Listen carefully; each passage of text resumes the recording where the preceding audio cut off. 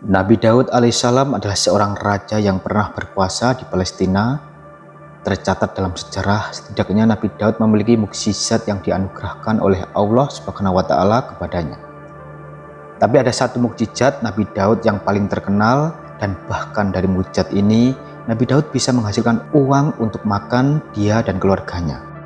Di sini kita akan mengisahkan tentang bagaimana ceritanya awal mula Nabi Daud ini bisa sampai kepadanya. Untuk itu di video kali ini kita akan mengisahkan tentang awal mula Raja Daud mendapatkan mukjizat melunakkan besi.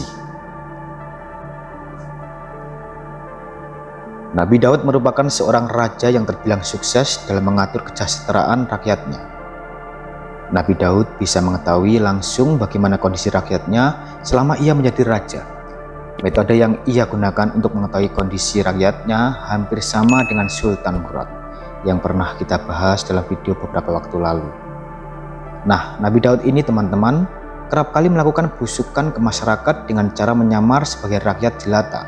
Beliau melakukan ini supaya bisa bertanya langsung kepada masyarakatnya dan mendapatkan jawaban yang jujur tentang kepemimpinan raja mereka. Sobat Jazirah Pangestu yang dimuliakan Allah, pada suatu hari Nabi atau Raja Daud ketika itu hendak melakukan belusukan, seperti biasanya beliau segera mengganti pakaiannya hingga menyerupai rakyat jelata. Maka berjalanlah ia di perkampungan-perkampungan di wilayah kekuasaannya ini. Dan di perjalanan kali ini ia bertemu dengan seorang laki-laki di pinggir jalan. Kemudian Nabi Daud yang sedang dalam penyamarannya ini mendekati pria ini dan ia hendak bertanya tentang bagaimana pendapat raja mereka. Lalu Nabi Daud ini berkata, "Wahai Tuan, bagaimana pendapatmu tentang Raja Daud? Apakah ia baik untuk menjadi seorang pemimpin?" Lalu pria ini memberikan dua jawaban. Ia memuji sekaligus memberikan kritikan tentang kepemimpinan Raja Daud. Pria ini berkata, "Sebaik-baiknya pemimpin adalah Raja Daud. Tapi sayangnya, selama kepemimpinannya Raja Daud dan keluarganya masih makan dari uang kas negara." Mendengar perkataan pria ini, Raja Daud yang sedang dalam penyamaran ini kaget. Lalu ia sempat terdiam dan berpikir, ternyata benar juga yang dikatakan pria ini. Selama ini untuk memenuhi kebutuhan dapurku, aku masih menggunakan uang dari Baitul Mal. Padahal teman-teman, pria yang bertanya kepada Nabi Daud ini adalah malaikat yang diutus oleh Allah Subhanahu wa Ta'ala yang merubah wujud menjadi seorang manusia untuk memperingatkan Nabi Daud bahwasannya seorang raja sekalipun lebih baik jika ia memiliki usaha sampingan, supaya ia dan keluarganya tak hanya bergantung pada gajinya sebagai seorang raja. Teman-temanku seiman, kemudian Allah Subhanahu wa Ta'ala mengutus malaikat Jibril kepada Nabi Daud untuk mengajarkannya melunakkan besi, supaya Nabi Daud bisa membuat pedang dan baju besi. Maka dari sinilah mukjizat Nabi Daud muncul. Allah Subhanahu wa Ta'ala izinkan padanya ketika itu agar segala jenis besi jadi lembek di tangan Daud, sehingga Nabi Daud mudah untuk membentuk apapun tanpa besi itu harus dipanaskan. Akhirnya setelah itu, setiap hari di luar kegiatan kenegaraannya, Nabi Daud selalu meluangkan waktunya untuk membuat alat-alat perang yang semua terbuat dari bahan material besi. Nabi Daud membuatnya sendiri menggunakan kedua tangannya, dan hebatnya lagi teman-teman, ini bisa dia lakukan jauh lebih cepat daripada apa yang dilakukan oleh pandai besi manapun di dunia ini. Kemudian hasil produk buatan Nabi Daud bagus-bagus dan bernilai seni yang sangat begitu tinggi. Bagaimana tidak? Biasanya produk baju besi yang dibuat oleh pandai besi di negeri itu selalu menggunakan semacam paku untuk menempelkan bagian satu dengan bagian lainnya. Jadinya, ketika digunakan paku tersebut kerap kali menusuk orang di dalam baju besi itu, sehingga sangat tak nyaman digunakan. Terus penggunaannya juga tak bisa bebas untuk bergerak. Sementara itu baju besi buatan Nabi Daud tidak menggunakan paku. Nabi Daud bentuk baju besi itu menyerupai lakukan tubuh manusia.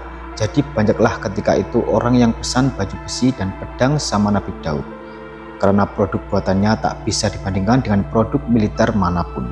Dalam riwayat, produk militer itu dijual senilai 6.000 dirham. Dari hasil itulah Nabi Daud mencukupi nafkah untuknya dan keluarganya.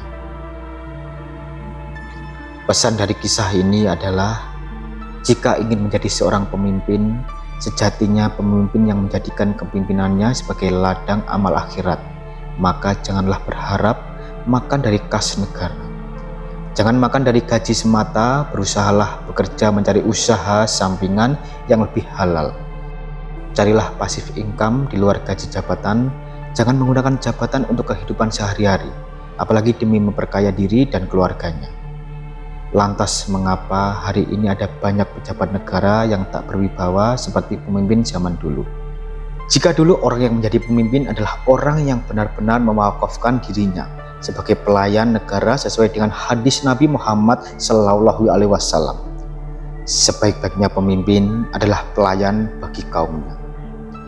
Seperti kisahnya Abu Bakar As-Siddiq radhiyallahu anhu, di akhir jabatannya hanya meninggalkan selimut tebal, kasar dan lusuh, dan beberapa koin dirham yang cukup untuk membeli sepotong roti, sedangkan kas negaranya yang ditinggalkan berlimpah dari hasil kepimpinannya. Sama seperti Umar bin Khattab radhiyallahu anhu yang hampir-hampir tak meninggalkan harta apa-apa, sampai-sampai beliau tak mampu membelikan anaknya baju baru di hari lebarannya. Padahal kas negara dari kepimpinannya melimpah, dan pada zaman sekarang ini motivasi kebanyakan orang yang menjadi pemimpin hanya demi meraih keuntungan bisnis semata, menikmati fasilitas negara, dan melakukan korupsi atas nama kepentingan rakyat dan orang banyak. Semoga kisah Nabi Daud dan kepimpinannya para sahabat Nabi bisa dijadikan teladan. Islam mengajarkan bahwa para pemimpin yang adil akan diganjar dengan kedudukan tinggi di sisi Allah Subhanahu wa Ta'ala. Mereka termasuk golongan orang-orang yang mendapatkan naungan Allah Subhanahu wa Ta'ala pada hari kiamat nanti. Wallahu a'lam bishawab.